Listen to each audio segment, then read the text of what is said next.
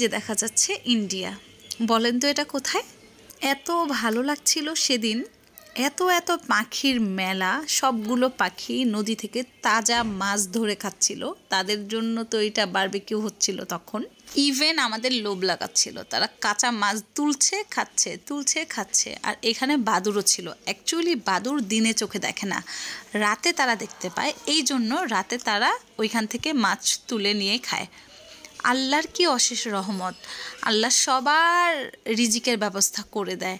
আর ও দিনে দেখতে পায় না দেখে রাতে সে কোথা থেকে খাবার নেবে, আল্লাহ সেটাও তার জন্য ব্যবস্থা করে রেখেছে।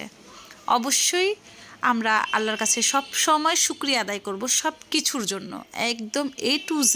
আল্লাহ যে আমাদেরকে কত ভালো রেখেছে, আলহামদুলিল্লাহ। ফ্যামিলির সাথে কাটানো প্রতিটি মুহূর্তই হয় হচ্ছে স্পেশাল।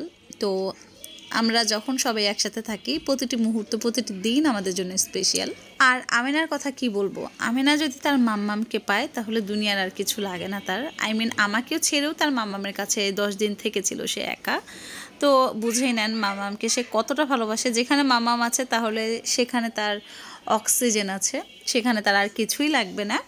এবার আসুন আসল কথাটা বলি, এই জায়গাটা কোথায়। অ্যাকচুয়ালি আমরা কিছুদিন আগে রাজশাহী গিয়েছিলাম। তো এটা ছিল আইবাদ থেকে টিবাদ যাওয়ার যে রাস্তাটা সেটা। তো আমরা টিবাদ ঘুরেছিলাম প্রথম দিন, অ্যান্ড দ্বিতীয় দিন যখন আইবাদ ঘুরতে যাই তখন আমরা নৌকা দিয়ে ঘুরি।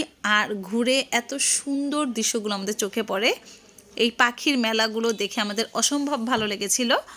আর আমরা গিয়েছিলাম প্রায় বিকাল দিকে। তো ওইখানের মুহূর্তের আমাদের কিছু স্পেশাল ছবিও আছে। অ্যাকচুয়ালি আমরা ফুল ফ্যামিলি সবাই একটু একটু করে ছবি তুলেছিলাম আইবাদে। এই হচ্ছে আমাদের সব স্পেশাল মুহূর্তের ছবিগুলো। কেমন লেগেছে ভিডিওটা অবশ্যই কমেন্ট করে জানাবেন। আর রাজশাহী কার কার বাসা বা রাজশাহী কে কে গিয়েছেন, রাজশাহী কেমন লেগেছে এটাও বলতে ভুলবেন না। আমার তো ভীষণ ভালো লেগেছে রাজশাহী শহরটা ঘুরে, কারণ রাজশাহী এত সুন্দর যে আমি শুধু তাকিয়েছিলাম যে এত সুন্দর রাজশাহী। যাই হোক, সবাই ভালো থাকবেন, আমাদের জন্য দোয়া করবেন, আর অবশ্যই আমাদের পেজের সাথেই থাকবেন।